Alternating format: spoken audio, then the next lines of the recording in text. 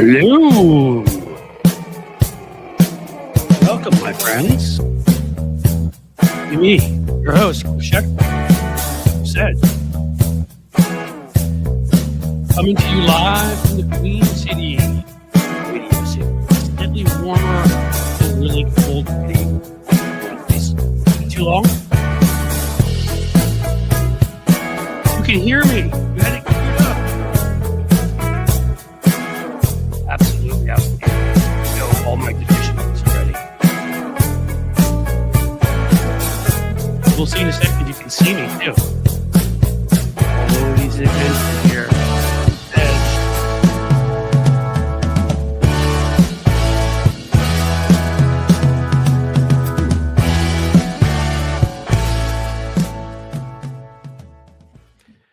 Welcome, folks. How the hell are you?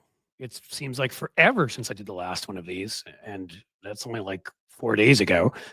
Hopefully you caught our emergency one with my friend Adam Roth on Friday. That was pretty cool. Not cool as in what's going on out there, but cool in that he was able to give us an update and hopefully educate us more about what was happening. Adam may check in with us again. I'm thinking a little bit later. I'm thinking maybe tomorrow or Thursday. We'll have him come back, see what we can find out, see where things are. So, you know, hopefully this show actually provided a newsworthy purpose too, in addition to just pointing out who all the horrible people are in our media and politics and the rest, although I guess that's newsworthy on its own. First, I want to acknowledge that, you know, as most of you probably know, many of you know from if you're coming from Tony's show, other places, the Jack Smith report did come out. I'm not doing my rant on that today because it would lead me into a rant on Merrick Garland and Democrats' lack of using PR and generic Republican evil. And I've done rants on all of those before. Know that obviously that it's important to mention because it shows us what we knew already, which is Donald Trump committed offenses that Jack Smith believed would have him absolutely locked away in prison. And if you read the thing, you can see that he absolutely would be locked away in prison. And once again, our system failed us for the various reasons we've talked about before. And I will bring them up again at times when we need to get better at them, when we're not using the bully pulpit again, when we're not using the microphone in places where we should be, as we should have been at the DOJ then constantly. But that sparkling over here for a bit. Oh, well, hope there's some sparklers here too. The Garland has no balls rant from Big Steven fan. Yes, that would be the one. I've done that rant before. I've done that both separately for my YouTube channel and like an earlier videos and the more recent ones. And again, if you wanted a summary, the gist of it simply is even whatever the legal constraints were on him, and you can debate that, there were no PR constraints on him except for him following precedent that no longer existed. He very simply could have told people every week that there were domestic terrorists in the Trump administration and didn't have to give specifics of cases, and Trump never would have been able to redefine January 6th. Okay. And that's one of the reasons Trump won. But let's talk about Jennifer Rubin today. Here's your Cliff's Note rant, because Jennifer Rubin is somebody I know, friendly with. Wouldn't say we're close. I don't know her that well, but I like her writing, and even when I disagree with her, it was a hell of an exit from the Washington Post. You may know their cartoonist or illustrator left recently, and I can't remember how her last name is pronounced, so I'm just going to say that because they wouldn't publish a cartoon criticizing Bezos. What a shock that Amazon is, of course, creating a documentary on the wonderfully great and accomplished Melania Trump, who posed naked to get into this country illegally and then got her parents in by marrying Donald Trump and sits there as her husband. That creature attacks all sorts of immigrants when she knows that's the situation and tries to tell people to be best, which I think she just said again lately, which makes me want to hurl. And he, you know, he killed their endorsement, the Washington Post, which led a number of people to resign, of Kamala Harris, Jeff Bezos. Oh, he gave $1 million, which is just unimaginable, from Amazon, you know, the Amazon side, because those are totally separated. It's not the same scumbag Jeff Bezos, who clearly has a small wank and will do anything for power to make him feel like a really big, tough guy, because he doesn't have enough money already. It doesn't matter that people are starving and hurting and don't have jobs in some certain places and anything else that's wrong with the world. His money could pay for universal health care. He needs to feel better about himself because clearly he was a loser incel in high school. Right, that Jeff Bezos. In any case, he gets torched, and we're going to read it to you because you may not have seen it. It's just good stuff. So here you go from Jen Rubin. Corporate and billionaire owners of major media outlets have betrayed their audience's loyalty and sabotaged journalism's sacred mission, defending, protecting, and advancing democracy. The Washington Post's billionaire owner, right? She's calling him out immediately, and enlisted management are among the offenders. They have undercut the values central to the Post's mission and that of all journalism, integrity. I cannot justify remaining at the Post. Jeff Bezos and his cronies accommodate and enable the most acute threat to American democracy, Donald Trump, at a time when a vibrant free press is more essential than ever to our democracy, to our democratic survival and capacity to thrive. I therefore resigned from the Post effective today. In doing so, I join a throng of veteran journalists so distressed over the Post's management, they felt compelled to resign, and we've talked about that lately. They decided, Bezos did, my little side thing, that democracy would die and it would be dark. Although I think he's doing it in the bright lights of daylight because he doesn't care, except for the fact that he's a vampire, so he might have to hide from daylight. I digress. The decay and compromised principles of corporate and billionaire-owned media underscore the urgent need for alternatives. Yes. Americans are eager for innovative and independent journalism that offers lively, unflinching coverage free from cant, conflicts of interest, and moral equivocation. Solid use of alliteration there, and she's right about all of that. The BS, the conventional wisdom, all of it. That's what we do at Cliff's Edge here. That's why I'm glad you're here right now, and that's what I will promise you to do at any platform I am able to be. I will talk about that in a little bit, which is why I'm thrilled to simultaneously announce this new outlet, The Contrarian, not owned by anybody, and that is her outlet that will be at Substack. I'm going to skip forward because I want to go get back to the point here, and I will have her on to promote it if she would like, and there will be plenty of places to do that. The need for upstart outlets has never been more acute. The contradiction between, on the one hand, the journalistic obligation to hold the powerful accountable, and the other, the financial interests of billionaire moguls, keeps the message right where it needs to be, folks, and corporate conglomerates could not be starker. The Post's own headline last month warned, quote, Trump signals plans to use all levers of power against the media. Press freedom advocates say they fear their second Trump administration will ramp up pressure on journalists. We all know it. He just attacked Seth Meyers, who's not even a journalist, a comedian, and attacked Comcast for allowing him to attack Trump. Trump just did some rant at Truth Social or whatever it's called. Truth Social, yeah, that's a good one. And they want Seth Meyers kicked off. So, yeah, he's already doing it in keeping with the president-elect's combative rhetoric. And yet the Post owner quashed a presidential endorsement for Trump's opponent, forked over $1 million for Trump's inauguration through Amazon, and publicly lauded Trump's agenda. She didn't even mention that Melania Trump gets a documentary, and that may get me the most upset.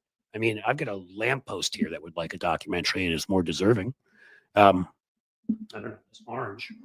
Anybody watch The Godfather out there? You know what oranges tend to signify? I'll let you look that up. In any case, yeah. So, right.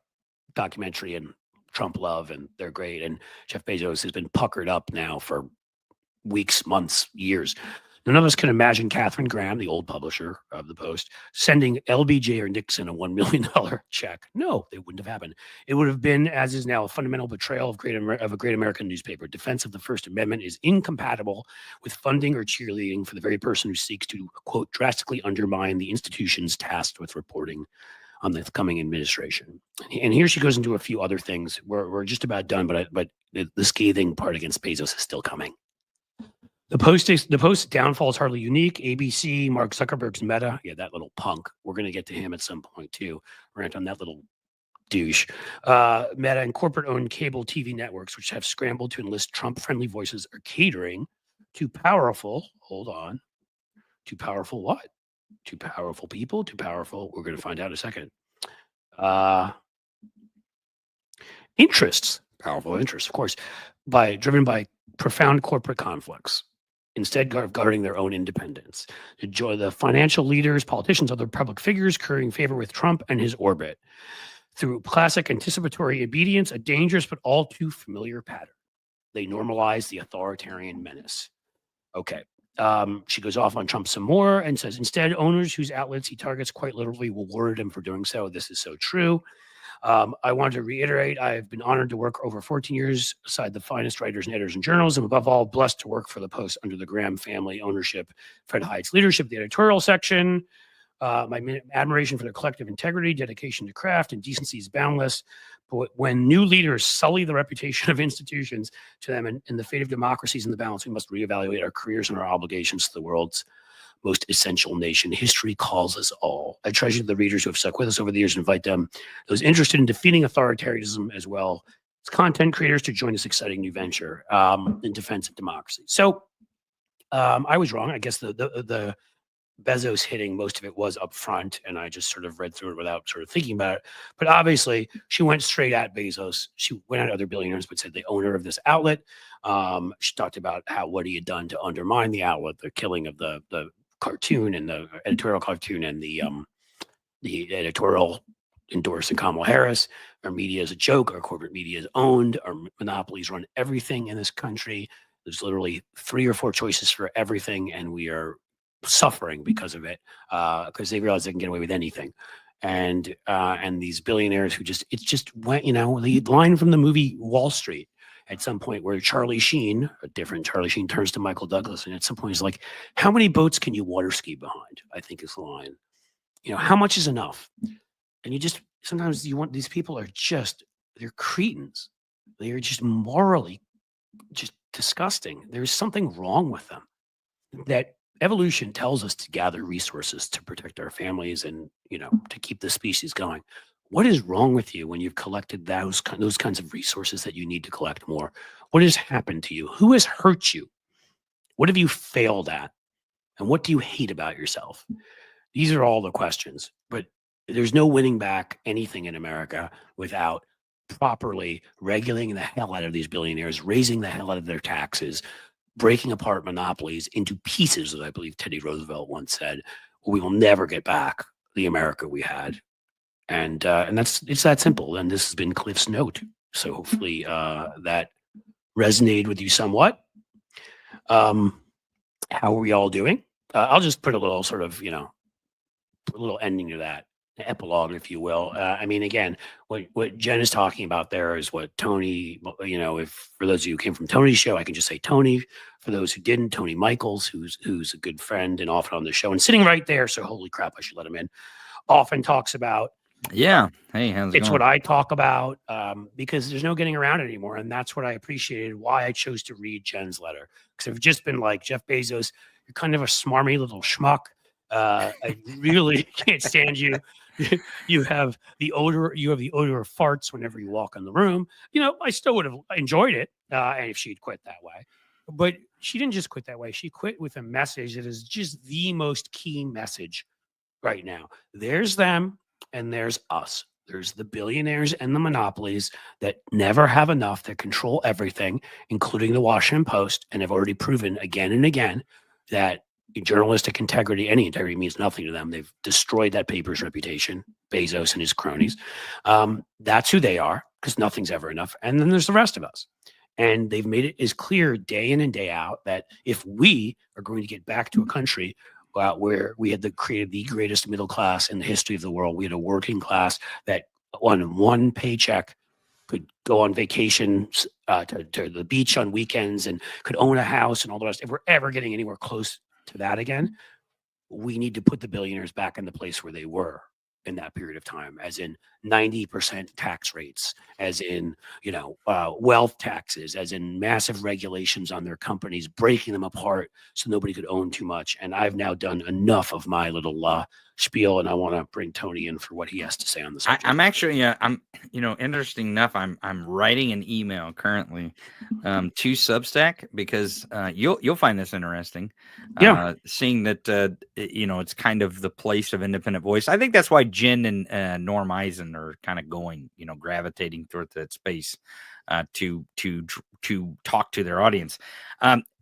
Apparently, Substack is going to be allowing live streaming very soon.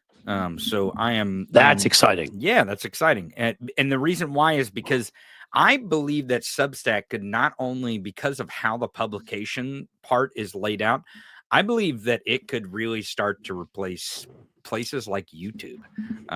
Now, I don't mean like they could overtake YouTube's market, but they could overtake YouTube's market share in the political space that people might. But you know what else they could do, Tony? And again, this is what's so important. as Elizabeth in there in here says, greed is a deadly sin. It sure is. And there sure is a hell of a lot of it these days. Is what it could do is provide competition. And that is what Right. they have killed with their billions of dollars to shut people up, threaten people, sue people, competition of ideas in general. But that is what big monopolies have killed by owning everything. You can't compete with a YouTube. And again, I've dealt with it this week. One of the three, the one, of course, always the one that has the most people. I've replayed my interview with Adam Roth, my friend, 2 times. On the initial one, where so many people, I mean, I think we had 5,000 or 6,000 people. It was a great audience. They partially monetized it. What did we do for those who watched it in that particular live stream that they could justify partially monetized? Because we talked about fire. Is that too? I mean, are we honestly? Are we on Sesame Street? I mean, is it that if we talk about anything that might upset anybody who's above 4 years old, that we can't? I mean, he wasn't screaming and yelling. I'm sure I cursed once or twice. I'm sure he did too. I know plenty of people get away with that. So I can't believe it's that. We weren't sitting there, it wasn't like, hey, let's talk about, start playing some funky music and be like, ooh, the pizza man's arriving while the fire's out. No, we didn't do that either. And you know what? I couldn't even say the word. We didn't have corn on here. I mean, I literally need to come up with rhymes because that's how childish this all is, and why I have been moving, as I've told a lot of you, and I'm going to encourage you again to please follow me at Patreon. And Jim, if you've got that link, could put that up. And soon, Jim, I should have gotten you my Substack link. If you find that somewhere, put that up, please. Those are the 2 places I have found that nobody tells me what I can say and what I can't say, and where there's actual freedom. And yeah, I've called for censorship often of disinformation. There should be. We don't handle that, take care of that enough. And when it comes to hate crimes against people, that's different. That's threatening. That's online behavior that threatens people, as experts have pointed out. I'm talking about just describing stuff, like where an algorithm, you can't even debunk bad stuff you get. And I'm just, I'm going to be here when most of my videos are still going to be here. This is where it has to be right now.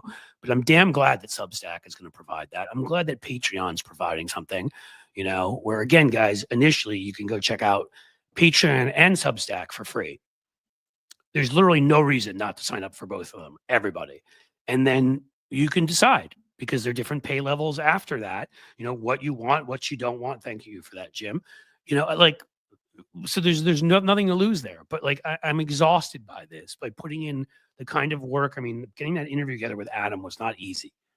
We had to figure out he was going to be on his phone. Was he going to be somewhere where he was going to get access to any kind of a signal and all this? And we brought people what I would consider to be crucial information.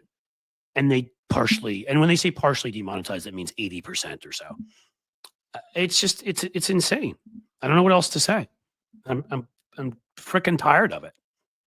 Well, and now I'll tell you that demonetizing is censoring as well. We need to start looking at this as they're trying to make sure to put the boot on creators' heads that they don't want them to say the stuff that they say. In my case, I've been talking to the audience about my appeal that was rejected from Google, and they say it's invalid traffic. And again, don't be evil, right? Invalid traffic. And then I don't know, you can't find what it is. And when I appeal, they will not tell me what it is. They absolutely refuse to tell me what the invalid traffic is that I had. And I've got 76 million views. That is the worst part. That's the part that needs to be changed, frankly. I mean, I mind them demonetizing me, right? But the thing I mind more, and the thing I guess I should say I will not tolerate, is that they won't tell me why. This is ridiculous. They still will let me post content. They acknowledge that I have 76 million views because my account has that.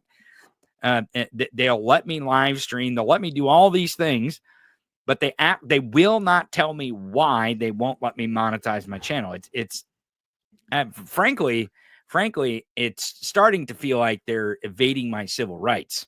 Well, it's starting to feel like they're targeting you. Well, I mean, of course they are. But the thing is that now it's become a thing where it's like, why won't you just tell me?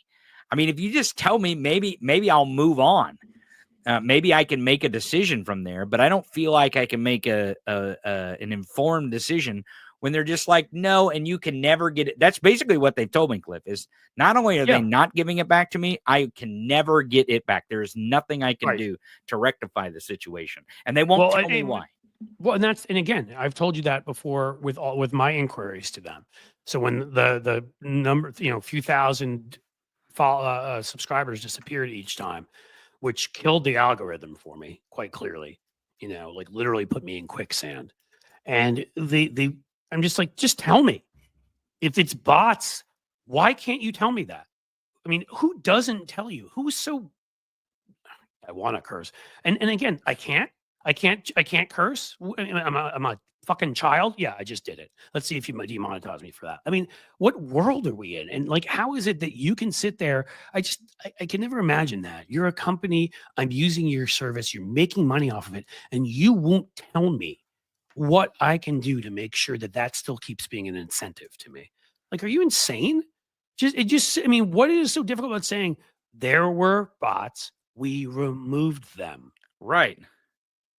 Okay. Now I understand what you did. Thank you. It's almost like that they feel a need to put you in your place. Like they own you, because they do. They own your channel. They own the audience. They just give you this little privilege of posting your content there. And if they like you enough in that moment, then maybe they will, or maybe they won't monetize you based on that partnership agreement. Because frankly, they're not living up to their end of the agreement. And that's what needs to be changed. I don't know what that means. I don't know if that means like a bill needs to be passed, which, I mean, God knows it's difficult right now. But, if you think about it, Cliff, really a piece of legislation where the freedom of speech is at question with these big, maybe MAGA and Trump will back something like that. Like I mean, yeah, that's the problem is they're corporate to the core. There should be a consumer bill of rights of some sort for any company. But I mean, Trump was kicked off these platforms. Shouldn't he be sympathetic to the cause that you think? But you're using logic with. Well, I know, but I mean, think about this. But think about this. So this is the nonsense you get from MAGA over on Twitter and MAGA on any is, we're censored. Well, you can't have it both ways. You can't say you can only censor one person. And I'm not for censoring. Well, I've never been, by the way, but they want it. But that's the thing is they're not real people. Like they're not. When I say not real, I'm sure some of them aren't real people, but they're not real humans, as in thinking, evolved beyond basement level humans, because they don't care. I mean, it's me. They see things completely differently for themselves as for other people, or they couldn't be the racists they are and the sexists they are and everything else that they are. I mean, but again, that's the part. If you give me reasoning on things, okay. And when it comes to the partial demonetization, just tell me. Right. I mean, if they would just give me a couple words and say, these are the words you used, I might think it's stupid, but I would, at least I would know. So I wouldn't be sitting here having to not being 100% of who I want to be, because certain topics come up, any cursing or whatever, but certain topics come up having to do with healthcare or having to do with wars in Europe or whatever. And I'm not sure what I'm allowed to say or not, because they in the past have told you're not allowed to talk about these topics. They cannot be monetized. And it's like, I mean, give me a break. Like if you are not willing to spend the money to hire the people to differentiate between the people that are spreading lies about this stuff and who are trying to debunk those lies and tell the truth, then you're not worthy of existing as a company. I mean, and I'll tell you what it feels like. And again, I'm not trying to be dramatic here, but I'm trying to sort of give this as a parallel for people about what the government can become. It feels like fascism is what it feels like. Because that's what it is. Right. I'm choosing to be a part of it, so that's on me. For doing that for various reasons, but it's exactly like fascism. It's because fascism isn't just fascism. That's why the symbol, the power of the fist and all of that. It's not just about I own you and I don't need to explain anything to you. I'm going to tell you what to do and you're just going to do it. You have no rights. You can't reach somebody to ask questions. You didn't reach out to the Nazi party and say, hi, can I speak to HR, please?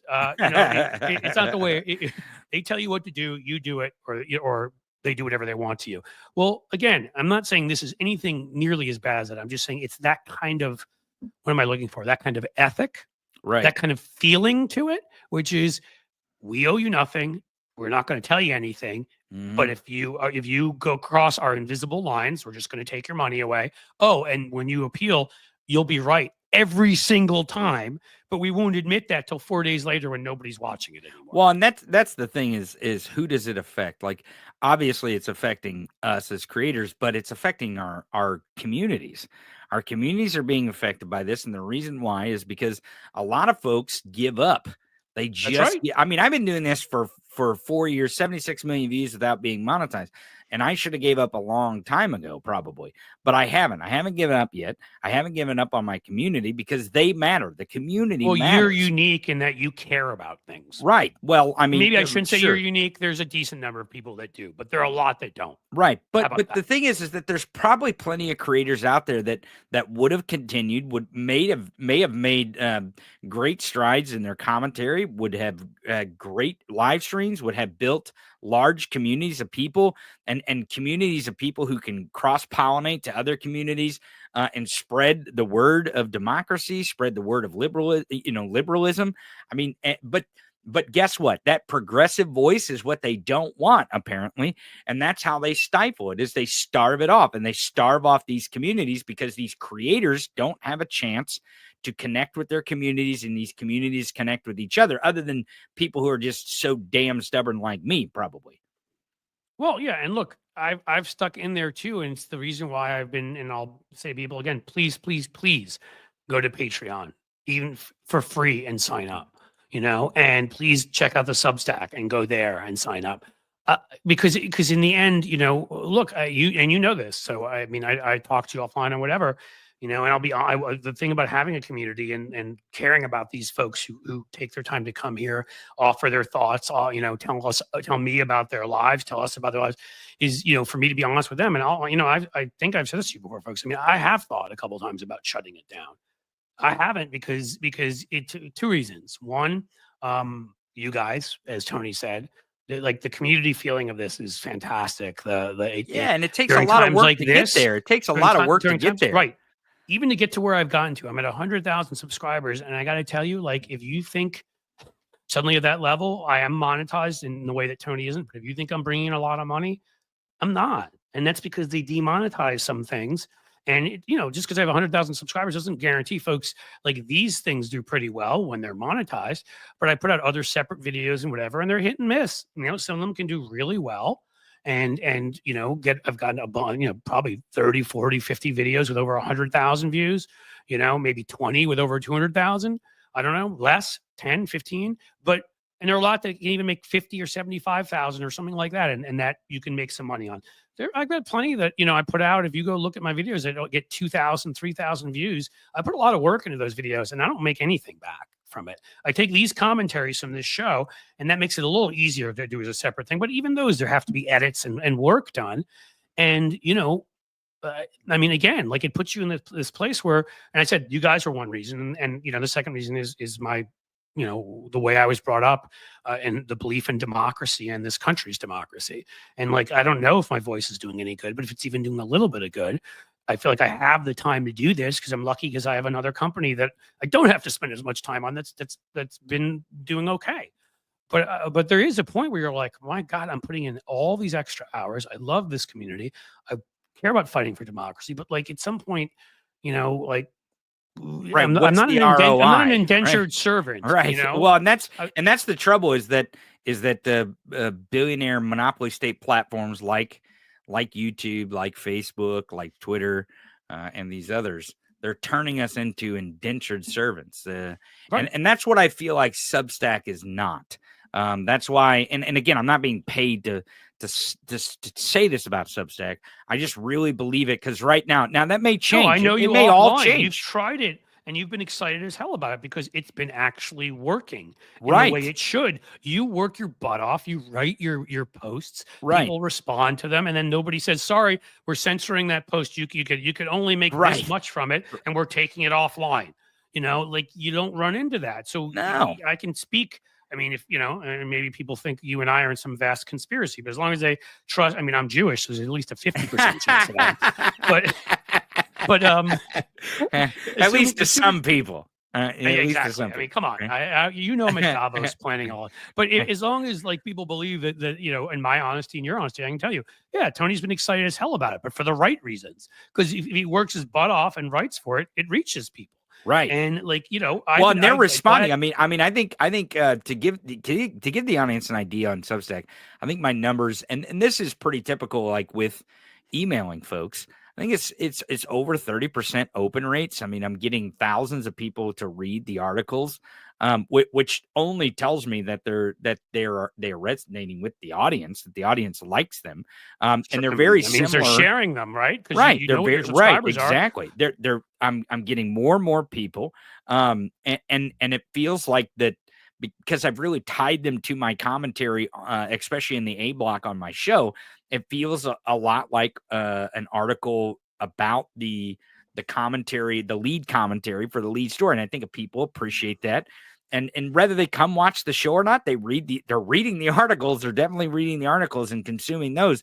And when you're a content creator, that's what you're really looking for is your audience, your core audience, enjoying your content. And if that's the case, then you should keep going. And that's why I have kept going, even though I haven't been making money on YouTube.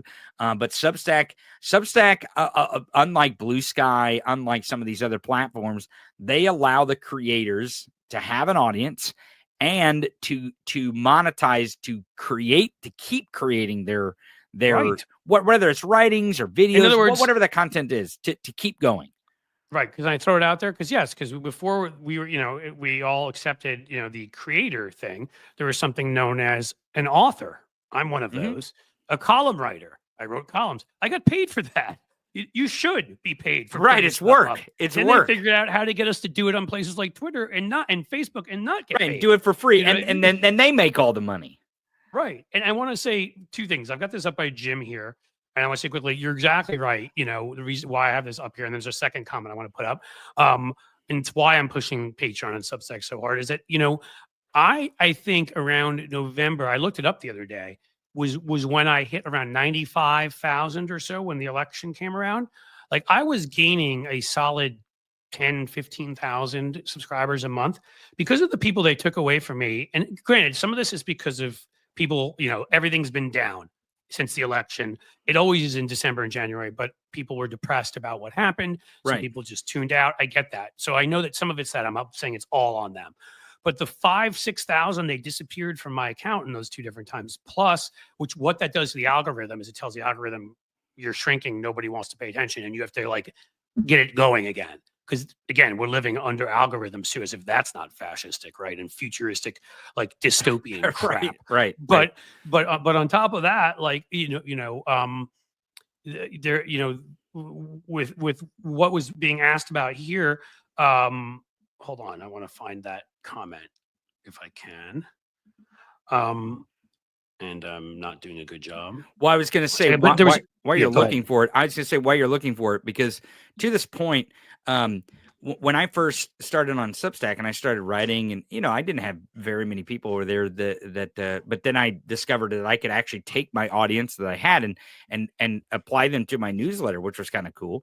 But one thing that was very interesting, Cliff, about this bot thing, and then I've got to go. I'll let you do your thing here. But Substack actually gave me a warning and said, "Hey, if you see fluctuation in your following, it's because we have detected a ton of bot accounts, and we are doing our best to purge those accounts from our platform." A company told you what was going on? So they didn't just start purging. They actually they gave a big, huge thing that said, "Hey, disclaimer, you're probably going to see something funky happening. This is why the thing that you think is funky is happening." It was that easy. It was just a little banner thing that they put up on the dashboard so that you knew when you were looking at how many people were reading, if you were growing, if that audience was coming back to you, that they were letting you know, hey, there's bot accounts. We're trying to get rid of them. And it was like, oh my God. No, that's awesome. Why can't any of these other platforms understand that they should communicate with not just the people who are there to engage in the content? Because that's the thing, is that there is the the difference between some of these accounts is some people go there to engage, and I do go there to engage sometimes, but I go there to create sometimes too. So there sometimes is a distinction between those two types of accounts. Yeah, there's people that like different parts of different aspects of it as they're, on other. I mean, I'm sure there's people just on YouTube. There's people that do shorts, right? There's people that do what I do. I mean, I do a mix of stuff, but I, for a while there, did all 5 to 8 minute videos, rants, which I want to get back to doing some more of, I think. Again, but it's finding time for everything. I just wanted to make the point, before you leave here, because this is me and you, what Quantum Cricket has here. You're doing good, Cliff. Don't give up. Or Democracy Depends on People like you and Tony, which was very kind of you. And that's why I have it, quite honestly. And the difference between me and YouTube is if I ever decide I am going to give up, you'll know well ahead of time. I will talk to you about it. I'll be honest about it. I haven't talked to you about it before right now, just because I never got to a point where I really thought I was going to. I've gotten to a point where it's entered my mind where I'm like, I am putting in so much work. And again, like, I can't tell you guys, but you've done things before, and you have to know, some of you folks in creative fields, there's what you see at the end when something is ready, and there's everything that goes into getting that there. Right. You know what I mean? Like, there's all the thought process behind the research behind that then putting together. I don't write. I go, a lot of it goes from here, for good or for bad, but I have to take notes, because I do have notes that remind me of broader things I want to say. I have to sit down and do that. Then these streams I have to create, those 8 minute videos I have to create, those shorts I have to create. And you find you're always doing something. You're changing the description of a video because you need to put keywords in, or you need to, like, it is, there's a lot of work that goes into it. And again, and I'm not complaining. Like, I'm here, and I feel like it's for the right reasons. It's for this community. I still enjoy talking to you all a pretty good amount, so that's a good thing. And hopefully it's helping out there. But I just thought people should be aware, as we're talking about things like the Washington Post and Jeff Bezos, that, Tony and I have both dealt with this when it comes to Google, YouTube, and whatever. And I mean, that mindset of, you don't matter, we're not telling you what's going on. And it does. It makes you sit there sometimes and just be like, what am I doing? But again, like, I'm trying to fight through it. I realize that I've got, that I don't think this period can last forever. It's like I was flying up, got to 100,000, and I've been basically where I am right now, honestly, either at that exact place or a little bit lower for almost 2 months now. And it's frustrating as hell. And hopefully, and not because I care about numbers. I care about numbers only in that the financials make this work, so I can do this. And those numbers make the community work. They do, because that's the thing about, like, when you go to YouTube and you look at our subscriber count over there, it is just a number. But when I look at that's kind of the difference how I see when I go look at my number on Substack. And I see the subscriber there's, I'm like, those are people. It's not just a number. That's a community. Yeah. That's a community of people who for whatever reason or another, they see that my message, whether it's good, bad, or indifferent, they feel that it's important, regardless of how it makes them feel or why they're reading it. They feel that it is important to engage in it, and that's what makes a community. And to make a community go around, there has to be structure. So everyone support your local independent media, and by local I mean local right on your phone.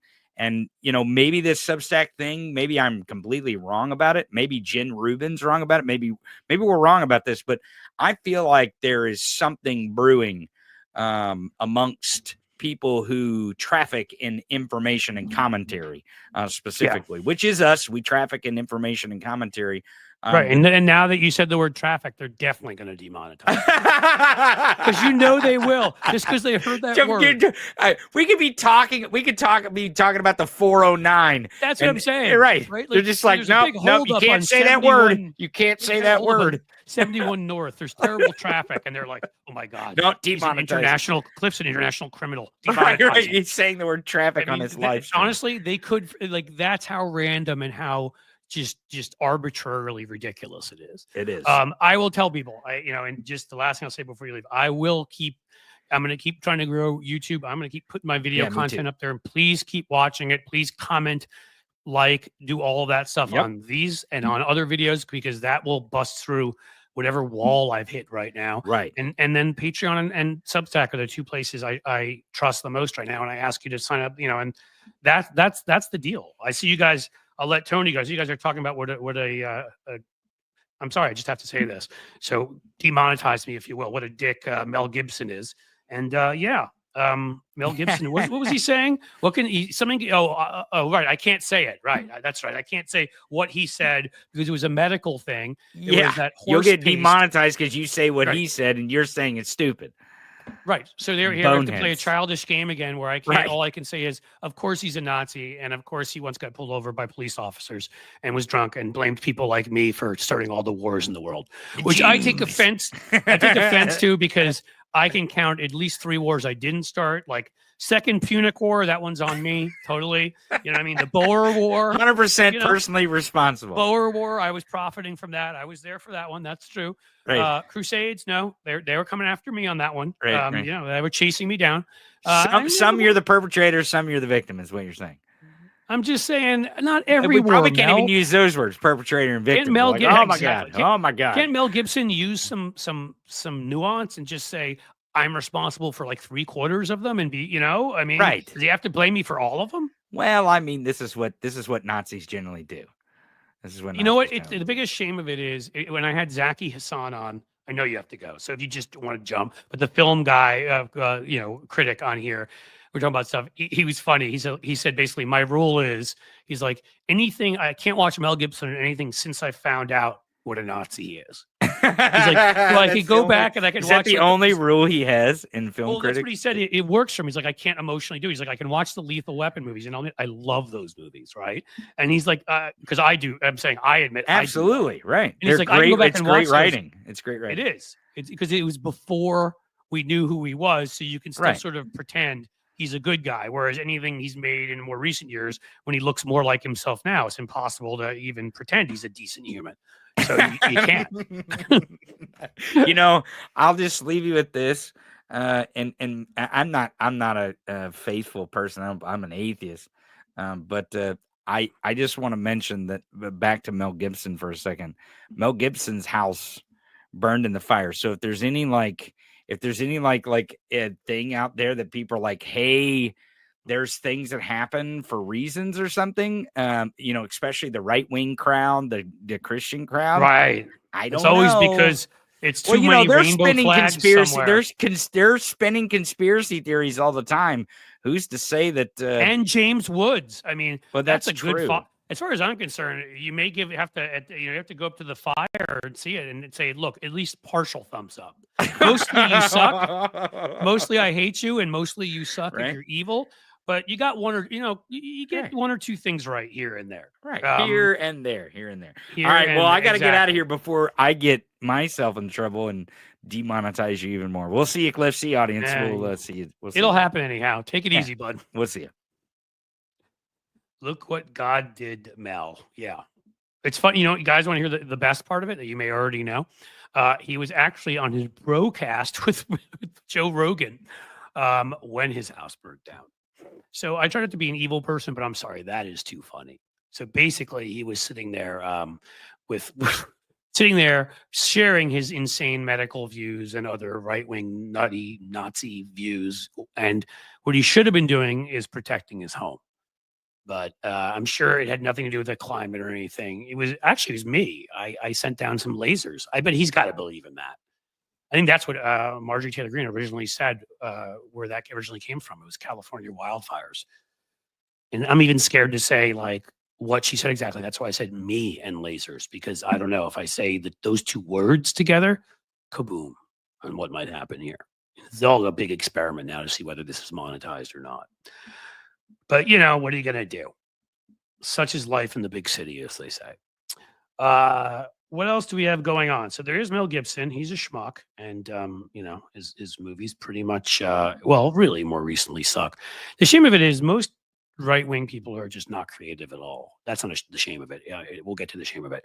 They just are terrible. They try to be. They're not funny. And then that's part of the reason they become more right-wing and mad, because they're angry at everybody who doesn't find them funny because they're not funny, right? or they go in the crazy other direction, like Jimmy Dore, I think, got a special on Comedy Central once and was so unfunny he was never invited to have another special. And of course, he decided to line up with the Tulsi Gabbards and that kind of stuff. And he's basically on the right. Call him whatever you want. He's horseshoe. But actors too, but there are exceptions. Mel Gibson actually was an enjoyable actor to watch, and I think was a pretty decent director too, and then lost his mind. John Voight, same deal. There's probably a few others. I know some people do grant James Woods being a good actor, but he's just playing himself. Sorry, if you're the same evil, like, jackass in every movie, and it turns out you're that same person in real life, that's not really acting. I mean, I could be a sarcastic, obnoxious jerk in every movie role very convincingly because I am.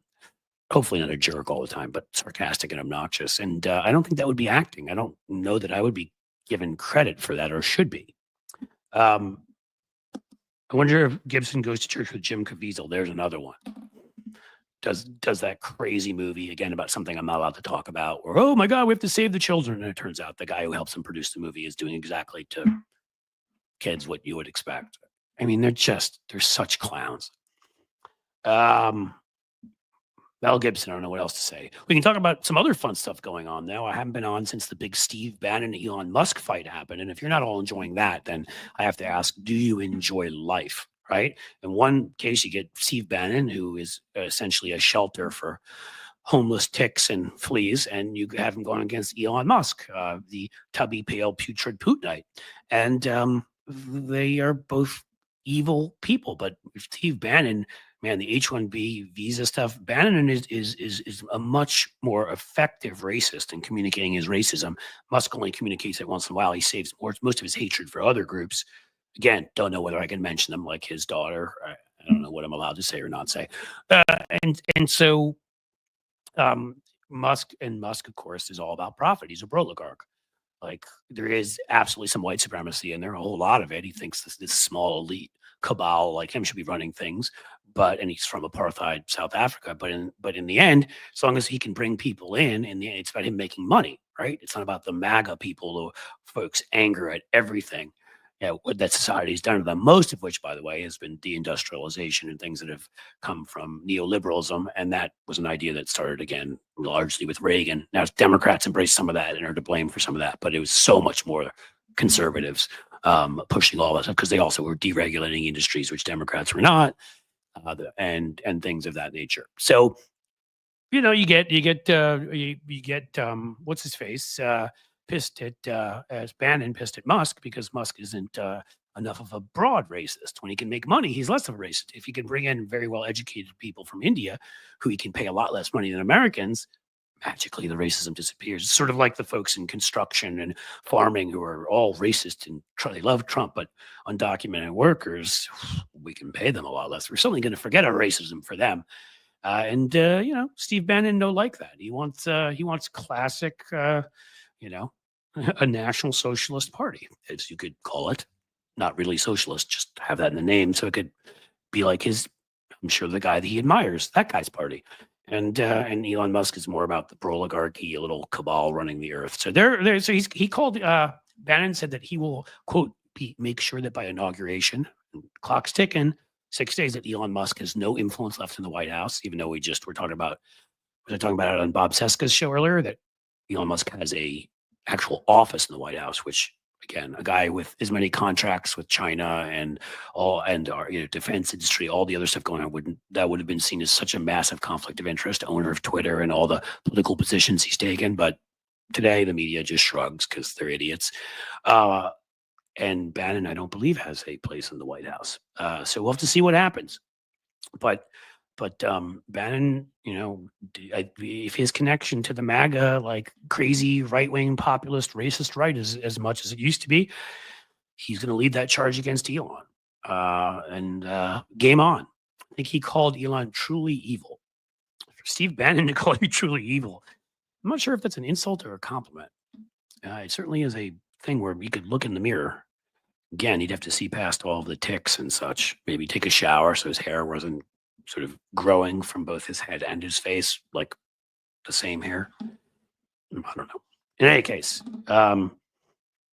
Did he ever replace Cliff? I'm sure he didn't think so.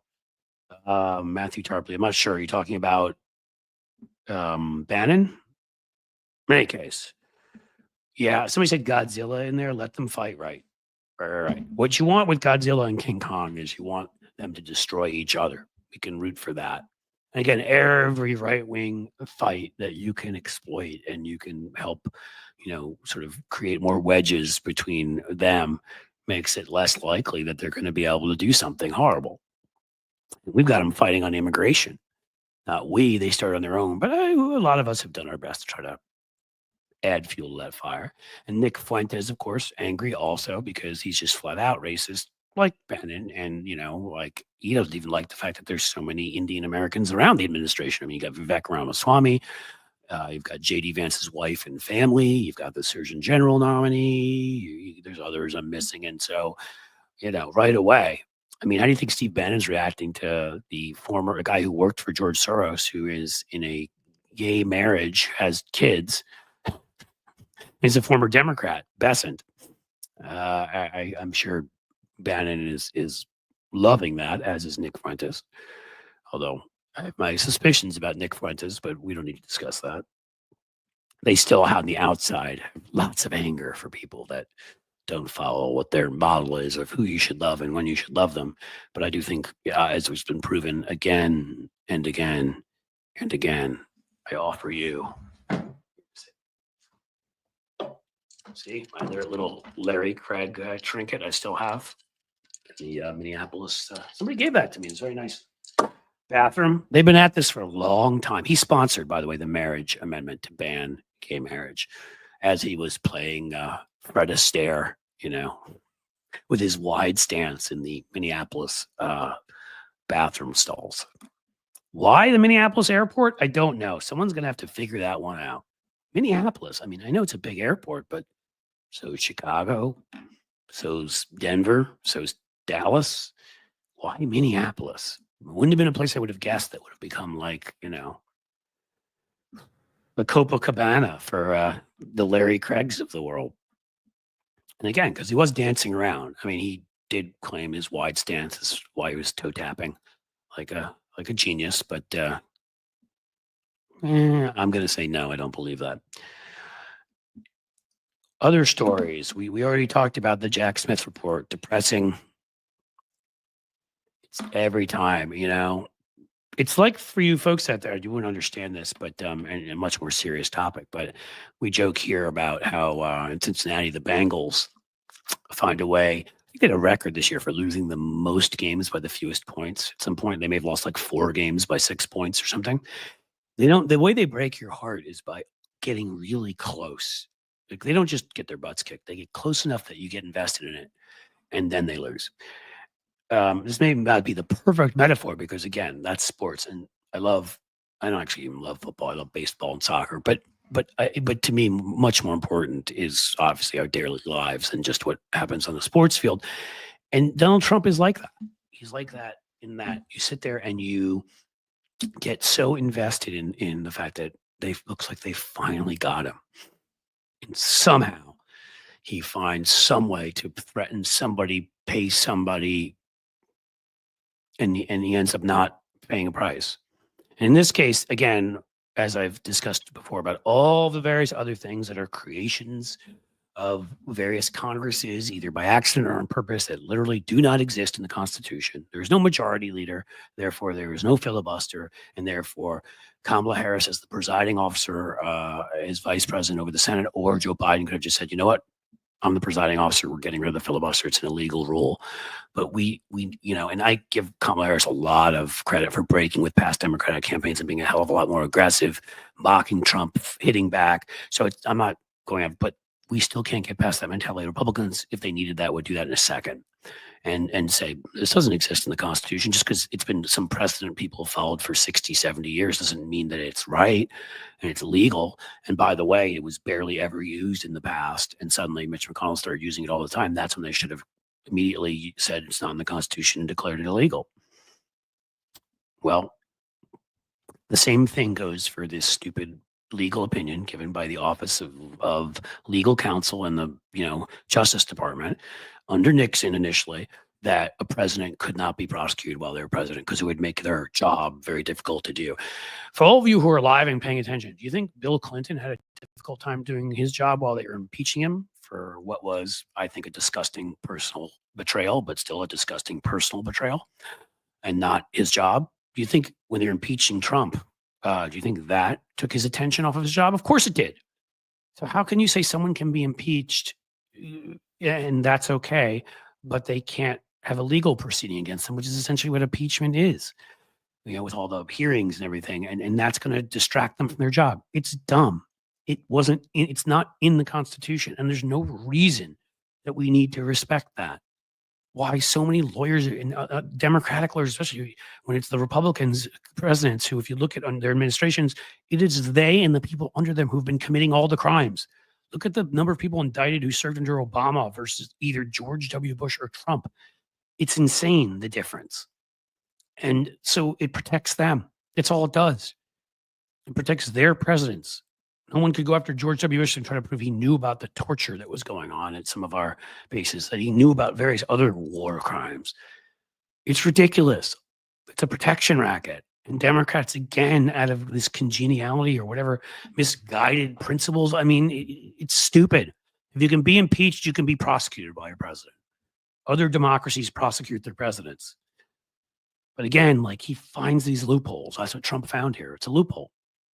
Oh, no, somebody in the legislature, in the office of the counsel or DOJ in 1968 or whenever the hell it was, 71 or 2, said that you can't prosecute a sitting president. So we're going to act like that has the power of the Constitution behind it. Now, we could have tried to prosecute him, and then the Supreme Court could have said he was immune. Okay. We have to listen to them. But then again, there's no law that says the Supreme Court should have 9 justices, appears nowhere, and we should have broken from that precedent too and added more justices when they stole them from us.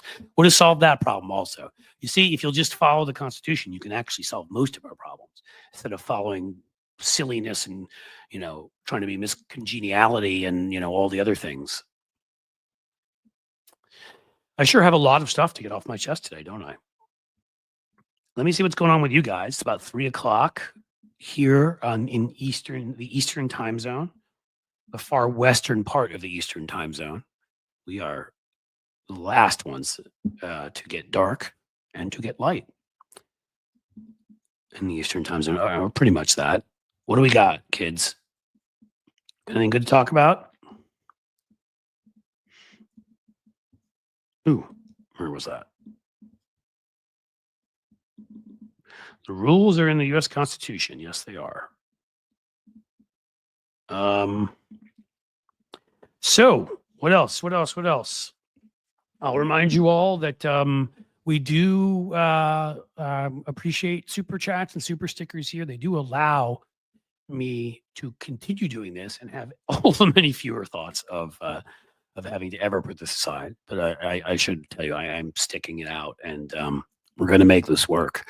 Whether combination of YouTube and Substack and Patreon, and I just got monetized on Twitch. So for all you watching me on Twitch here, thank you. I don't know what that's exactly going to mean.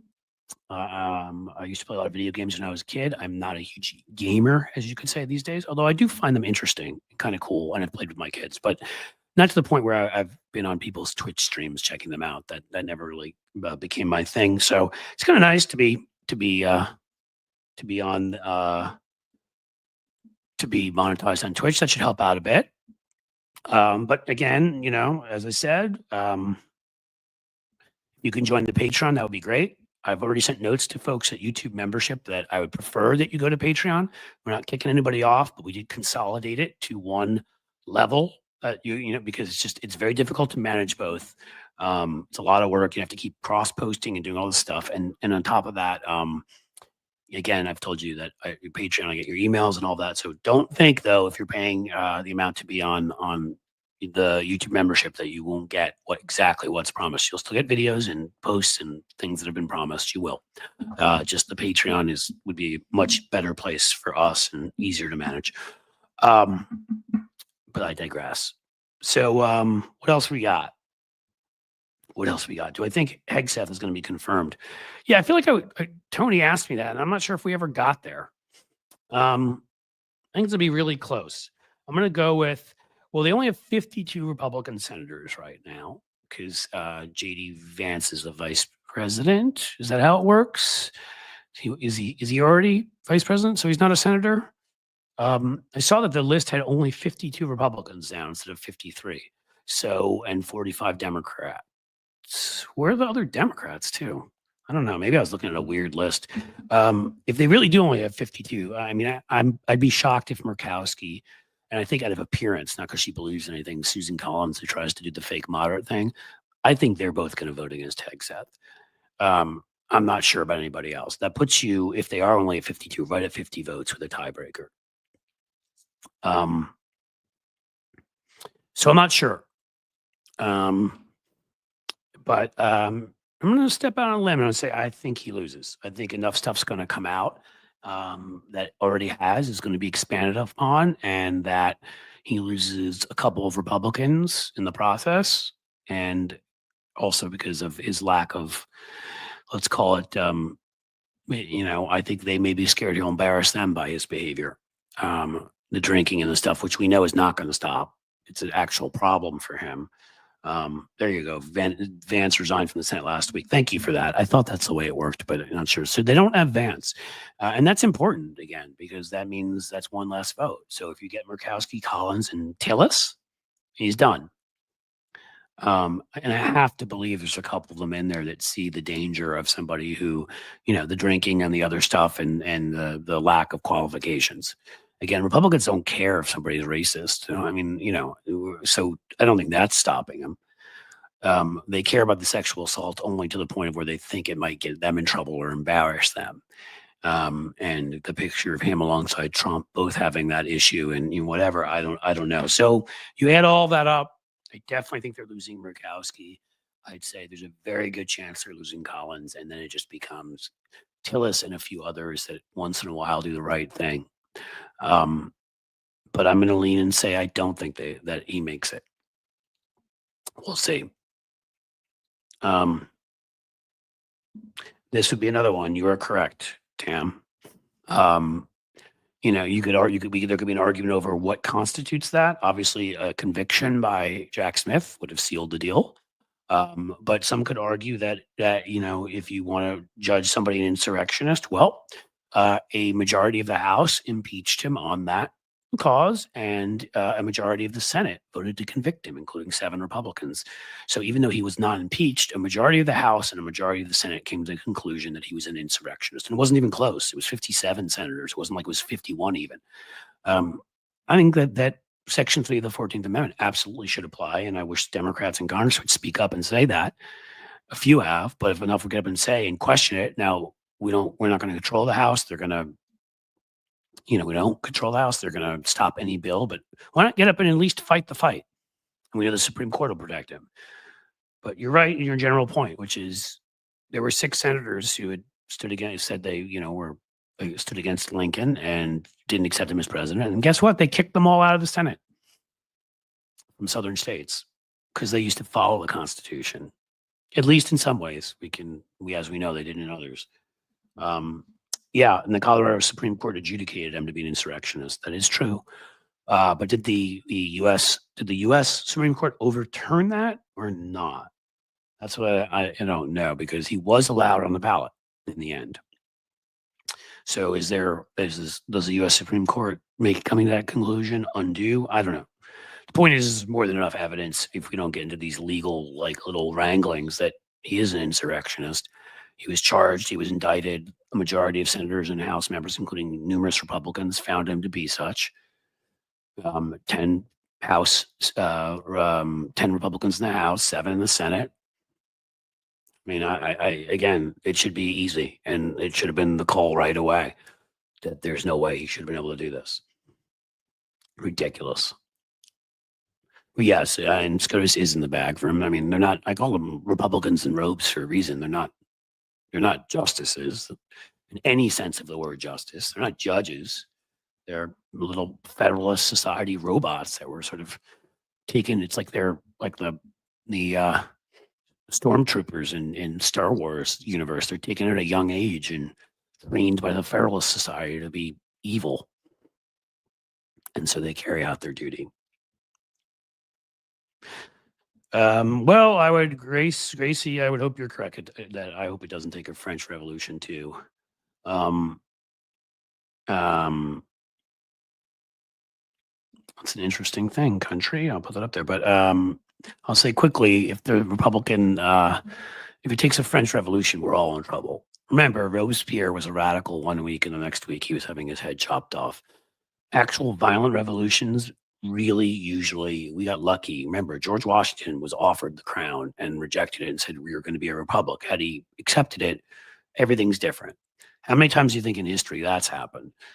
All the revolutions normally lead to the violent kind, like that. Now, you may have no other choice if you have a fascist regime in power, but if you can reform via government, via bureaucracy, and you can change rules and laws with ballots and not bullets, that is the way you should do it. Because once you start a revolution, you don't know where it ends. Remember, there's a democratic, as in somebody you would vote for, official for about 6 months in control of Russia, Kerensky, after their revolution. And then Lenin displaced him, and we know that history. It usually works out that way. Would once Substack go with live streaming, Cliff and Tony, others should go strictly to Substack and let all of us repost their content videos, whatever helps creators stay on. Yeah, I mean, listen, we will, maybe Tony, I'll band together in our own little union, but we will certainly consider all of that. Right now, again, though, it's essential for me to stay on YouTube, continue to post videos. It's just hard to motivate myself, especially on some of the shorter videos, to put in the work I used to. I used to do a lot of the editing and try to add in funny movie clips, which some of you who've been here a while may remember. And I'm doing less of that because I can't put in the time when right now, like, a lot of the videos are just, it seems like they're mired in quicksand. And I'm having trouble breaking into 5 digits even recently. Like a couple of them went to 13,000. I think one of them went to 22 or 24. I think the biggest one, the interview here, actually, I put it on as a separate video with Malcolm Nance. I think hit 46 or 47,000, but I haven't smelled 100,000 in at least 2 months. And again, I don't remember the last time that happened. I don't know what's going on there, and it's harming everything. Maybe I'm not making as good content. I'd like to think that I am. The Civil War didn't turn out like that. Well, I don't know. How do you think the Civil War turned out? We had the most number of Americans killed in a war. A whole ton of us died. If you want to say the Southerners who died weren't Americans, you could say that, but okay. The Northerners who were fighting that war did. There were whole areas of the United States in parts of the North in the early battles that were kind of burnt to the ground, not good.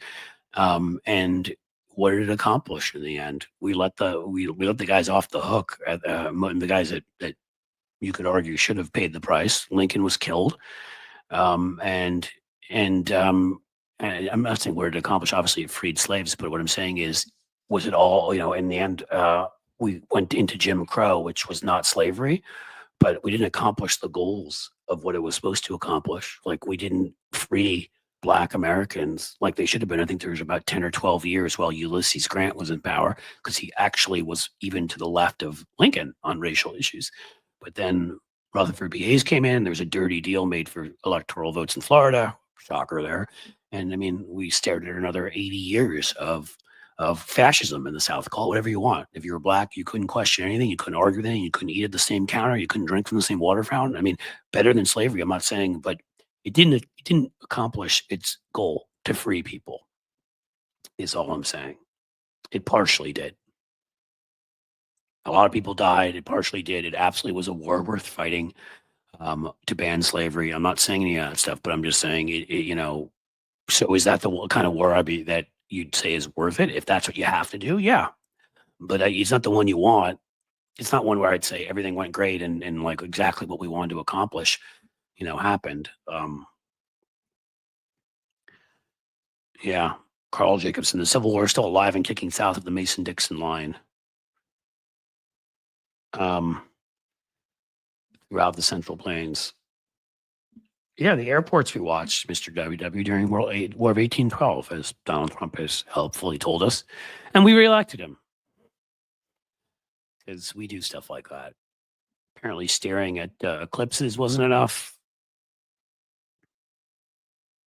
I don't know, man. I don't know what the guy would have had to do. Telling people to do other things that I'm not allowed to say on here, on live TV, weren't enough.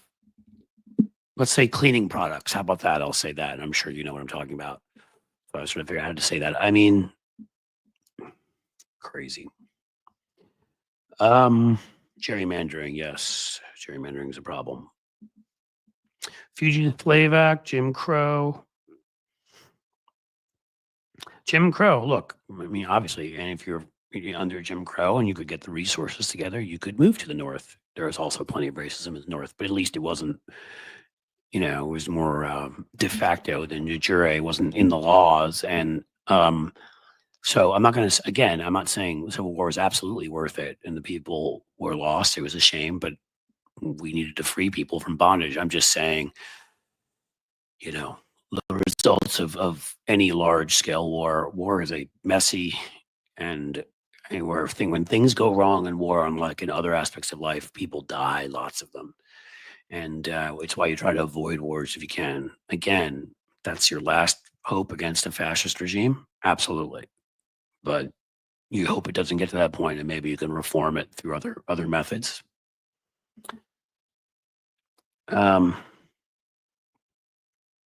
Yeah, well, look at that. Almost like that was what I was trying to say. Well, Wayne, you may be right. Gavel, a good French name. 21st century suffragettes. I keep hearing about you guys. Heard good things. Very good things. What else we got for today, guys? Anybody here do me a solid and join Patreon? It doesn't pop up here in as cool a way when you do that. But if you did, let us know. And I will give you a shout out of the kind you deserve for being a gentleman or woman and a scholar. And of course, again, I will remind you, even a 99-cent super sticker, even a small super chat of $1, I mean, like any little amount, it all helps us. There we go, Barbara. Barbara, you are awesome. You have joined Patreon, and that will enhance your life and my life. So you see, we all benefit from it. I'm going to add something to that too. I think I didn't think about it. Tony made me think about it. I forgot you can live stream there. So what I'm going to do is, keep up the live streams here, but I'll start. I can't add too much more stuff. Like I'm already going to give you guys there 2 videos a week. If you're on the right level, everybody's going to get stuff for free the first week or 2 who's joining now, so they can see what you get at the $5 level and above, which is really the kind of main level. And then I'll kind of, you'll get the certain amount that you're promised and everything. But I may add one live stream that I'll do for most folks or everyone to it a month. That's maybe something I could fit in there. We'll see. Well, thank you. Denise, I appreciate that. But again, I always say to people, like, if it's, when you say once you get your paycheck, like if anything ever is paycheck to paycheck, I tell you the same thing. And I very much mean it. Do not join if it's going to put you in any kind of situation. There's even a chance it's going to put you in a harmful situation where you cannot afford what you do. Do not do that. Okay. Your family is more important than this live stream. But if you can, if you're somewhere in there and your folks are lucky enough to have the funds and you're in there and you can up your level, do it. If you're not there at all, but you can go and you can join, do that. That's what I'm asking for those who can and can do it and are comfortable financially doing it. And I should say to the few of you who've sent me emails about ways that we can try to get you in there, I will answer those emails. I've meant to. Lots is going on. Just getting the Patreon up and ready and getting a Substack close to ready. There's always a new project, my friends. Now I have to sign up I think I have to fill out some more stuff at Twitch because I've been monetized there. So thank you, Twitchers. I'm not sure what you're called, but that's as good as anything, right? We can drop Cliff's links on our show. Yes. Yes, Elizabeth. I'm not. I don't know which show that is, but whatever show that is, thank you. Please drop those links. That would be awesome. Seriously, that's awesome. JD Hogg Vance, very good. I like that. Yeah. Lefty Gramps, who will DeWine pick to replace Shady Vance? Good question. So we don't do a pick here. We have an election. It's the same way, it's that way in most states, right? Where members of Congress, they appoint somebody first and then there's an election. Whereas the Senate, I don't know, it's been traditionally done that way and a few states changed it, but we have not, to my awareness. So we would have it vacant.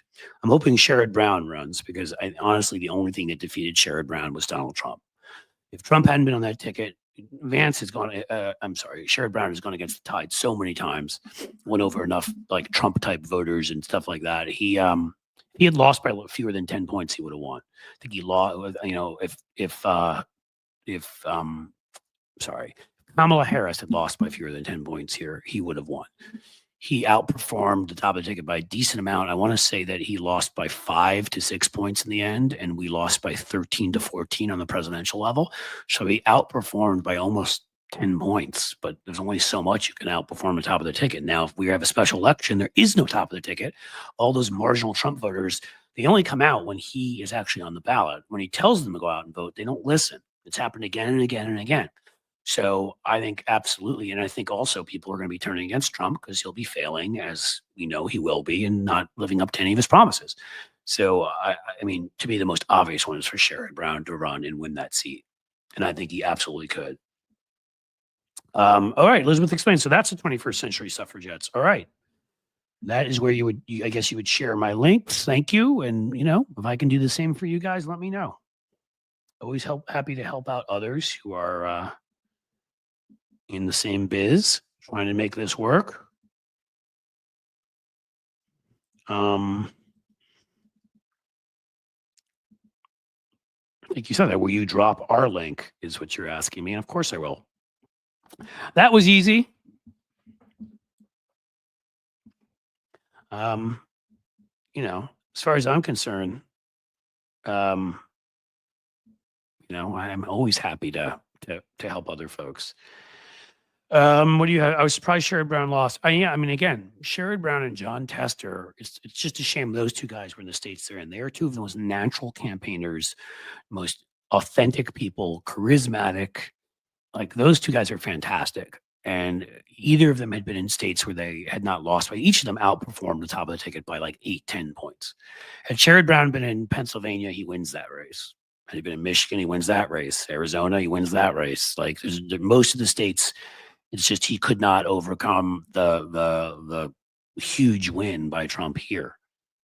And even saying huge win by Trump here makes me want to hurl. You're saying you're betting on Husted. Again, I don't think that there's anybody who is appointed. I think it's just an election. Husted will get into that race. Absolutely. I agree with you. LG, if I can call you that. He's going to get into it. And LaRose may want to be governor, but he came in third place even when he ran in that Senate race. He's a loser. I don't see him getting anywhere. And yeah, I hate to say it, but I feel that way these days too. I could live with us when we were still even a lean red swing state when Trump won here, but then we reelected Sherrod Brown, and we reelected a couple of Supreme Court justices. We even a year before we were able to pass the abortion rights thing. But last year, this past election was such a disaster here, where they even lied enough to trick people to vote for gerrymandering because they said it was against it, and where Sherrod lost and Trump won so big here. I mean, I'm not going to say this. I leave it up to other people in other parts of Ohio to do what they do, but I refer to myself at this point as a Cincinnatian. Like, I don't even refer to myself as an Ohioan. I'm embarrassed about it at this point. And I don't say that to insult any of you who are watching this who live in other parts of Ohio. If I lived in Cleveland, I'd say I'm a Clevelander or whatever you say. I'd do the same if I was in Columbus, if I were in any of the blue areas. And if you're in a red area, I feel bad for you. I just do. But I'm just going to say, Cincinnati here has 5-star restaurants. It has 2 sports teams that theoretically, or 3 that are professional, even if they don't always play like it. It's got some of the best arts in the country. It's got like one of the top 2 or 3 children's hospitals in the country. We have, major corporations that actually employ lots of people here, Procter and Gamble and stuff like that. Like this is a very liberal, thriving town at this point, with about, I think the city itself voted about 85% for Kamala, and the county around us keeps going more and more to the left. I think Hillary was the first to win it since, if I'm right, since LBJ, and she won it with 50 something percent. And by the time Biden got over 60, I think Kamala got approaching 70% here, at least 65. Could look it up at some point. So, again, I don't do it to disrespect anybody else, but like, I'm not proud of being from Ohio at all anymore. With what it's done. So I say I'm from Cincinnati when people ask. And then if they ask further, I say, well, I'm from Cincinnati, which is in Ohio, but I grew up in New York City and spent a lot of time in Philly and lived in Europe twice and try to get to other stuff. Cause again, like I'm sorry, I can't help it, man. I look around this place and like, not where I'm sitting right now and not my area, but when I drive 30 minutes from here, so the way some of the people voted for Trump who are destitute and have no health care, and I don't want anything to do with that. Anything to do with that. Hillary was right. If that's what you're saying, that they're deplorables. What else do we have? Do we want a FAFO segment? I have an older one. You know what's a good FAFO segment? Here, hold on.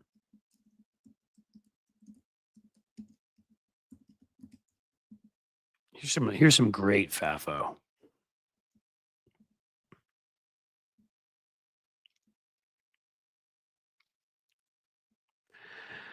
So what we have is judge spikes 2 witnesses in Rudy Giuliani trial of whether he can keep Yankees rings and his Florida condo. I can say this happily as a Yankees fan.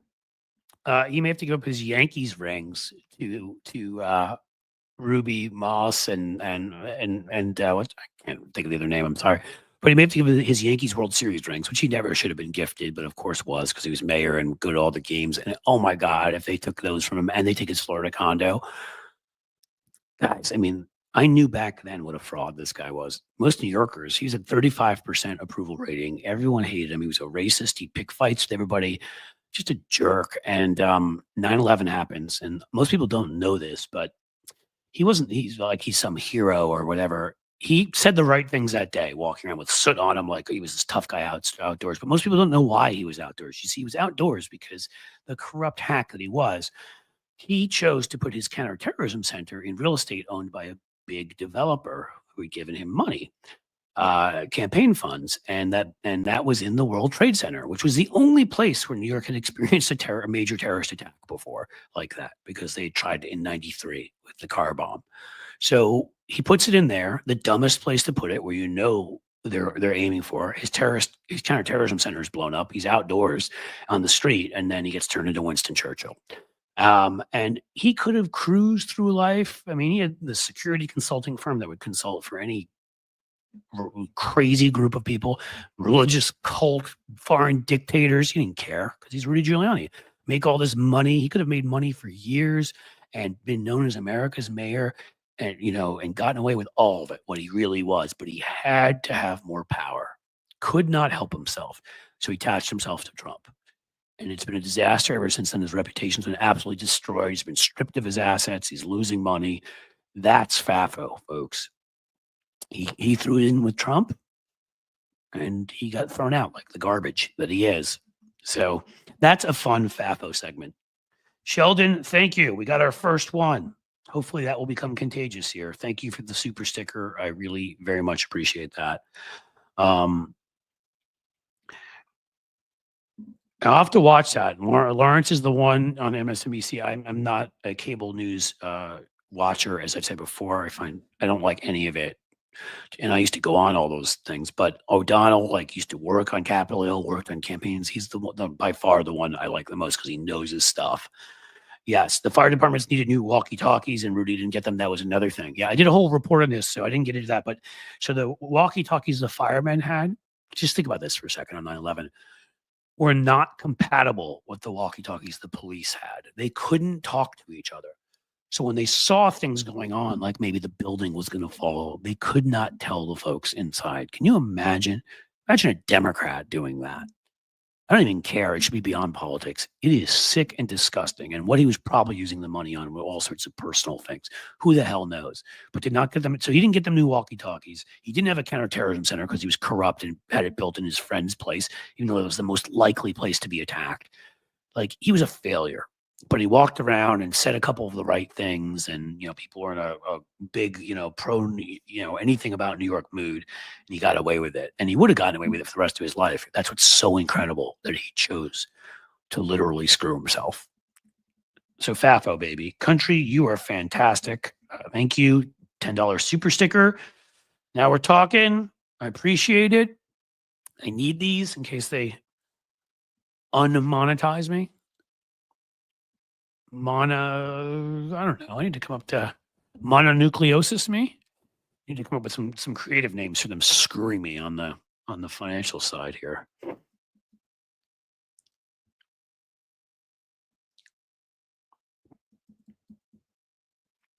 I refuse to buy cable. If I can't get OT or Extreme, I don't need it. That's cool. Aunt 516. Yeah.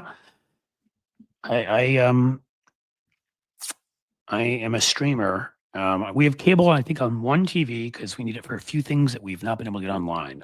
In case we need local news, I think it is, because if there's a storm going on here, a tornado, which they don't hit Cincinnati very often because we're surrounded by, we are lucky enough to be surrounded by hills, the 7 hills, as they're called around here. So that ends up other areas. Sadly, I'm not hoping stuff on other people. In Columbus, it's much flatter. They tend to get hit by more tornadoes. The hills protect us a little more, but we still get tornadoes, and we get storms, and we get other things. And local news, it bleeds, it leads. So I find that to be garbage too. I don't watch, but I need to have it in case I need to know what's going on, like in an emergency. So I think we've got cable on one TV. Otherwise, we totally stream.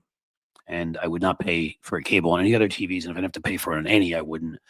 I just, again, like, to me, the cable news shows, they're just, if they're going to keep going for ratings and, and be stupid and all that, I don't care if they claim to be on our side or whatever. Like, I just found after a while, I was getting dumber watching them, and I had no interest. We've had some other awesome people step in. So I want to say thank you, Cynthia Donegan, a $9.99 super sticker. Thank you. Thank you. That's huge and important, and I really appreciate it. Lefty Gramps, my Ohio pal, with a $3 super sticker. Thank you so much. And Lefty Gramps, I don't want you to know that I noticed you joined Patreon. I did see it, and I do thank you for that too. That's awesome, and it is incredibly helpful. So thank you, guys. This is good.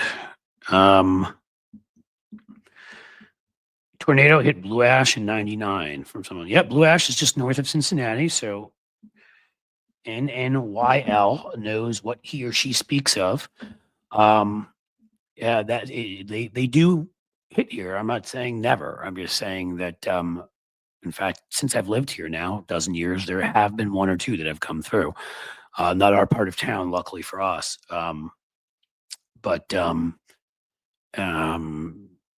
It happens. But the hills actually a number of times have been a good barrier, and that's why it happens less than at other places. There you go, Cynthia. My voice is soothing. All right, I like that. I was told at points in the past, I think when I first started doing radio, that I guess my voice is deeper, so it works for radio. I don't know. Or maybe it's not. And then somebody was just making something up to make me feel good. But you find it soothing, and I appreciate that. I only pay $10 a month for internet, stream everything. Elizabeth, well, that's a good gig. Is over-the-air television an option in Cincy? I don't know. I should, the OTA, I know. I should look it up, and I should know more. I mean, because there may be a way to completely get rid of cable, and it's sort of like it's one of those things I'd like to do. Because again, I don't watch it. Um, it's like a break. The one TV is sort of the break glass in case of emergency kind of thing. But and Elizabeth has we're getting tornadoes in California now. That was like from the day after tomorrow, right? I mean, like something they came up with in a movie.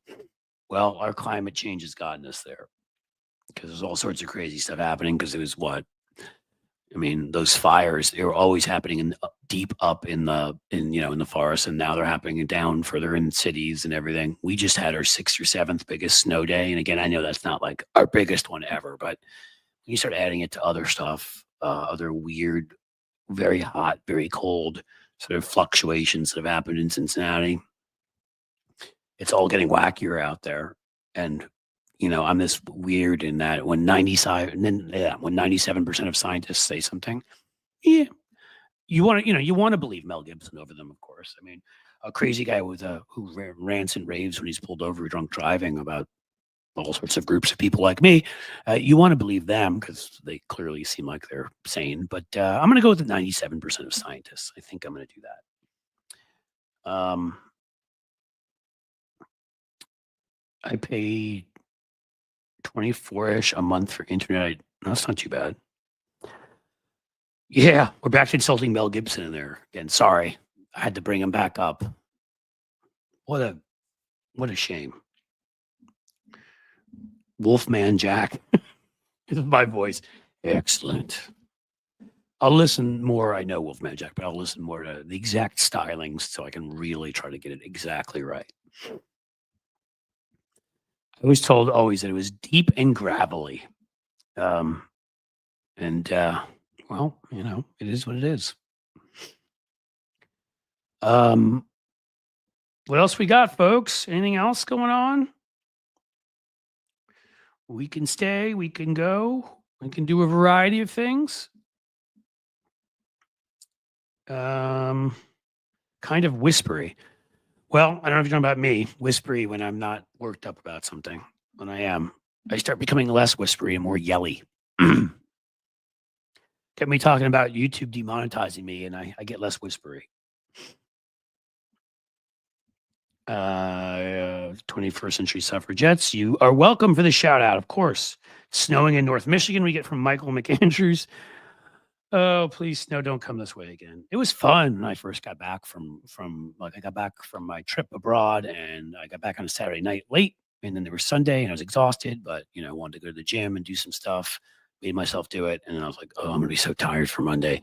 And then Monday it snowed, and we didn't have to go to anything. Kids didn't have to go to school. I didn't have to come in here, and so that was actually what I would call the perfect snow day. But I've now had enough. It's now snowed on a couple occasions, and we don't need it anymore. What else? What else we got? I kind of covered most of the topics I wanted to cover. Well, another good one. I'm going to talk about him in a rant too, but this is something for you cable watchers. That's funny, Amy. I thought Cliff was repeating himself, but I accidentally rewound without realizing. I could have hit my head on something. It happens. Lose track of where I am, just start repeating myself. If I start doing that, just turn me off and turn me back on, and I should be fine. I was going to bring up the Scott Jennings files. Here's one. I should ask you guys. I know stuff about him because he was Mitch McConnell's guy, and I worked against McConnell, and he was McConnell's little woman of the night, which sounds sexist these days. So let's call him a little man of the night. Do whatever McConnell asked him to do. I may do a rant on Jennings because he's been getting ripped by Democrats on CNN.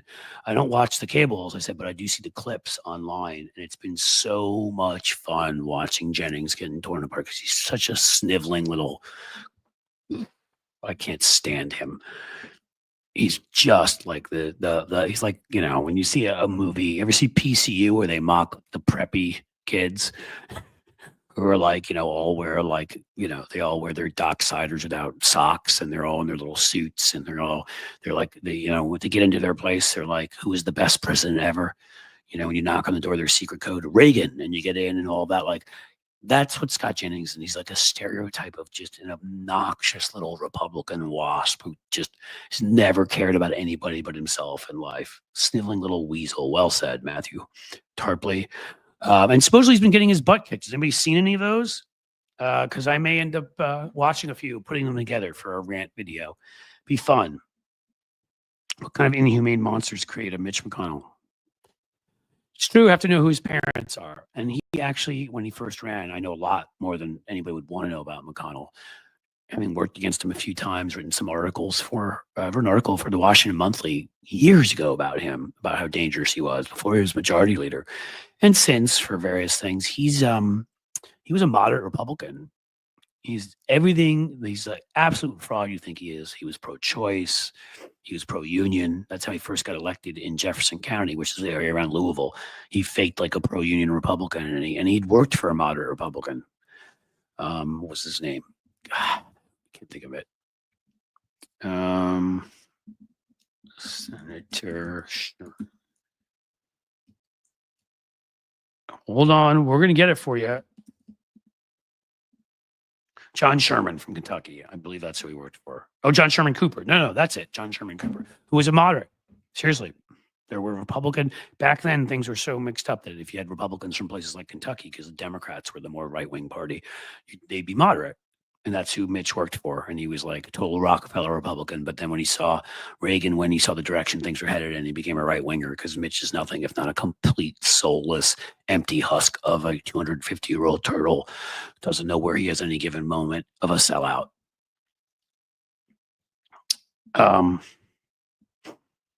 Let's see.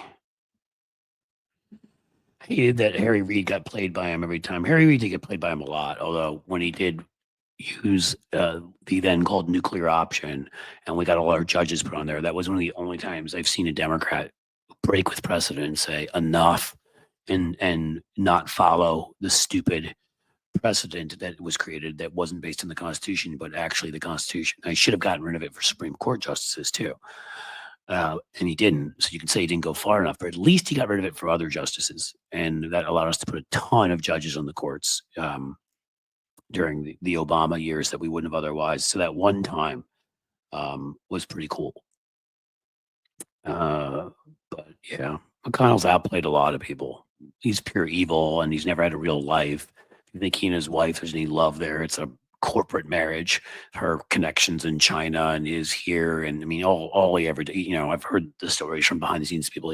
He works. I mean, not anymore, I'm sure, of the shape he's in, but he used to work 24/7. That's all he did was sit around and think about power.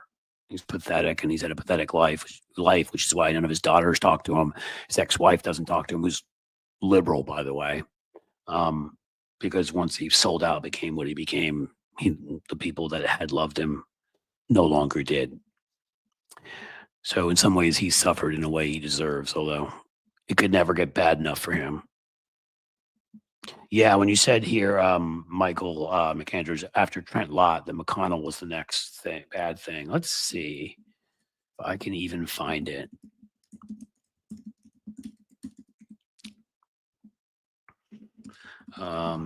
Because that's what I wrote. I predicted he was going to be the majority leader and that he was going to be awful. Here's one of them. There were two pieces I wrote on him for Washington Monthly magazine. There's one. And then I wrote one on what he had done in Kentucky. It was sort of a complimentary piece to explain why I knew what I knew. And that had to do with what he had done in Kentucky.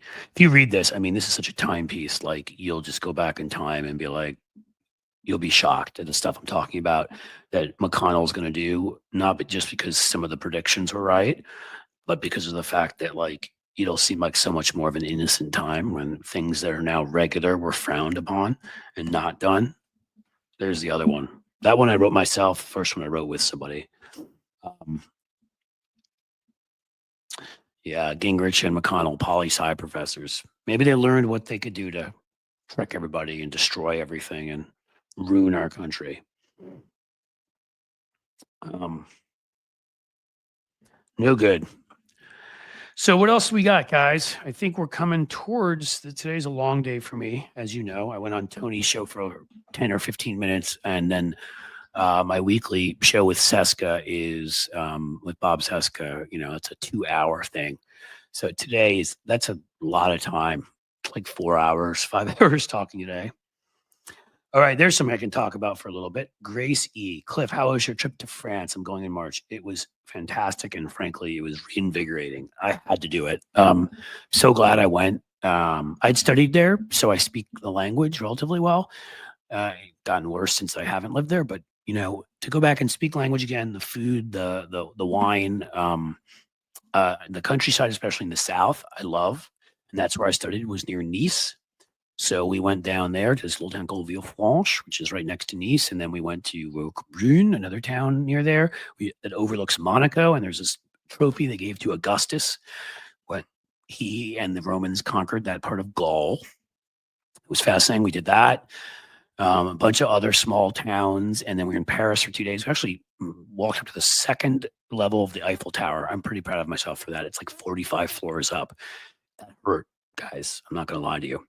But it was, I can't say enough. I mean, I love it there. So give me the, good, a French lunch or, whatever brunch of like a great baguette and some cheese and whatever, a little good wine or whatever. And I'm a pretty happy guy. The weather was very good in the south for this time. It was, probably around 60 or something, high 50s, which is pretty good in the south of France this time of year. It's a little colder in Paris, high 30s. In any case, I liked it. Nobody wants filthy Americans in their country anymore by Benny Loco. That may in fact be true. But I did my best to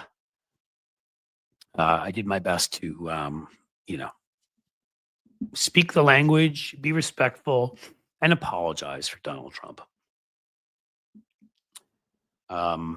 Because he's a blight on humanity. But in any case, France was a good time. And I recommend it, among other places. France and Italy, I think, are my two favorite places to go. The spirit of people there, the languages are beautiful. They both have great food and great wine. There's a lot to like. Beautiful countryside. And I actually got to see one French, one Italian, works out well, friend of mine, two very good friends that I haven't seen in 25 years. So that was fantastic too. They did not throw tomatoes at me. Don't worry. I think I'm gonna call this one right now. If there's nothing else big going on, we're at about approaching the hour 45-minute mark, which I think is pretty solid for one of these. Roxanne Epstein throws in, I love Paris, beautiful food, and beautiful food, and the food is amazing. Yes. It was fantastic, wonderful. And you guys are fantastic and wonderful. So the couple things I say is you're awesome. Thank you for being here, whether you're here through YouTube, Twitch, even I still do stream to Twitter. I'm glad if you came here through Twitter, because I'm glad you're here, and we'll do that until I shut my account down there. But again, I'll ask you the last time, join me at Patreon if you can, where I'm going to be regularly contenting, if you will. And we have more of a direct relationship, which is cool. Join me at Substack also. That will be a great place for you to find me. Please, though, do subscribe. Cliff's Edge on YouTube. We are mired in quicksand, and maybe a bunch of new subscriptions if you haven't. Would help. Michael McAndrew says, I'm on YouTube. Find him too. I'll find you, Michael, and I'll subscribe. But yeah, subscribe on YouTube, and help us get back to where we were before the craziness of the last month or two. And come on, am I going to let me, no Jerry Maguire on the way out? Who's coming with me? Who's coming with me? Come on. All I need is one super chat, super sticker, Superman, Superwoman, super duper. Anyone? Who's coming with me? Just don't make me take the goldfish. In all seriousness, you guys are awesome. And as I've said before, it usually happens when I'm actually closing down. Somebody jumps in, which is funny and kind of awesome. But you guys, as usual, again, that's why I do this. Is a fantastic community. People are so kind and you know, and Michael McAndrews, look at that, comes in with the win. I appreciate that. Thank you so much, Michael. That's awesome. And again, I always just kind of consider that a great way to kind of hit out the door, and then Sheldon used. I told you this always happens with a $2 super sticker. Thank you again, Sheldon. You guys are fantastic. It is a good way to leave on a positive note. Again, I'm not unhappy. I'm actually love this community, and I love the places we have to interact. And yes, it even includes that I get to interact with you through YouTube. As much as I've complained lately, just a little frustrated. But once we get those numbers moving again up, and once we get the subscriptions moving up, so please subscribe. And once we get the views moving up again, so please watch my videos. Then, Michael, you're too good of a person, is what you are. You're amazing, and I don't know that words could do it that justice. So thank you so much. Seriously, that is fantastic. And everything like that, the smaller ones, the bigger ones, again, all that lets me do this longer and more, and really, it makes me psyched here to be here all the time. I'm not great, Michael. You are great. I'm good. How about that? I'll accept that. Thank you. And, Michael, let us know where, I don't know if this time or next time, but let us know where your YouTube is so we can promote that, because I would like to let people know where to find you. But I am on the way out. So if you could put it up quickly, or we will get it up next time, because you are here a lot, which I also thank you for. All right, I'll start heading on out. Be good, guys. I'll see you about tomorrow. I've talked to a few people. Maybe we'll have a guest tomorrow. And so that'll be interesting. I'm going to follow up with this person and see that if they are still good. Otherwise, we'll just have a good, fun, old-fashioned talk like we did today. I'll rant away, and we will solve all the problems of the world. Oh, Matthew. Okay, Matthew has just straightened it out that Michael said that he got this on YouTube, not that he's on YouTube. You're just saying you see me on, saying I use YouTube to watch Cliff. All right. That's what we like to see. Well, if you know what your YouTube thing is, you let us know and we'll tell you where to find you. And before I go, Gracie jumps in with the $5 super sticker. You guys are the best. You really are. I love you guys. You're awesome. We're going to keep this going. I promise you. So I will be back tomorrow. And for that, just have a great day, have a great night. And, as the sun sets slowly in the west, I bid you a fond farewell.